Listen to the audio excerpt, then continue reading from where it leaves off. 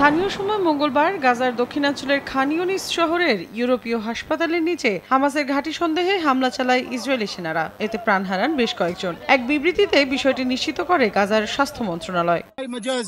আমরা হাসপাতালের ভিতরে বসেছিলাম, সঙ্গে সহকর্মীরাও ছিল। হঠাৎ করে একটি ক্ষেপণাস্ত্র এসে সবকিছু তছনছ করে দিল। হাসপাতালেও এখন আর কেউ নিরাপদ নেই।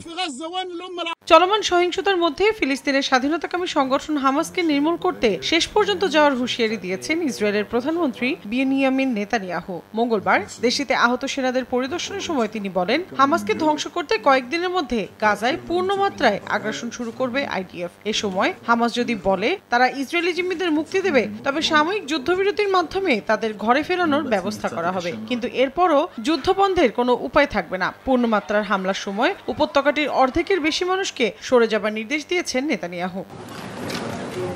একই দিন জাতিসংঘের মানবিক সহায়তা প্রধান টম ফ্লেচার বলেন, গাজায় ইসরায়েলের প্রস্তাবিত ত্রাণ বিতরণ ব্যবস্থা আসলে একটি ছলনা মাত্র, ভূখণ্ডটির বাসিন্দাদের সরিয়ে দেয়া আর সহিংসতা চালানোর একটি কৌশল। টম অভিযোগ করে বলেন, ত্রাণ যাতে হামাসের কাছে না গিয়ে সাধারণ মানুষের হাতে পৌঁছায় সেজন্য সব ব্যবস্থা রয়েছে, কিন্তু তাতেও বাধা দিচ্ছে ইসরায়েল। ত্রাণকে যেন রাজনৈতিক দর কষাকষির এক হাতিয়ার বানিয়ে ফেলা হয়েছে। এদিকে গত 2 মার্চ থেকে গাজার মানবিক সহায়তায় ইসরায়েলি অবরোধ এবং গণ অনাহারের কারণে ফিলিস্তিনি শিশুদের প্রজন্ম স্থায়ীভাবে ক্ষতিগ্রস্ত হবে বলে জানিয়েছে বিশ্ব স্বাস্থ্য সংস্থা।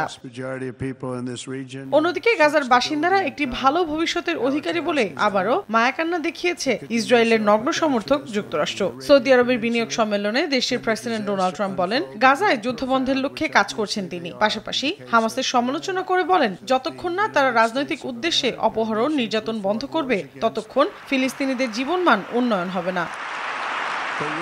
মৌসুমী সাথী, সময় সংবাদ।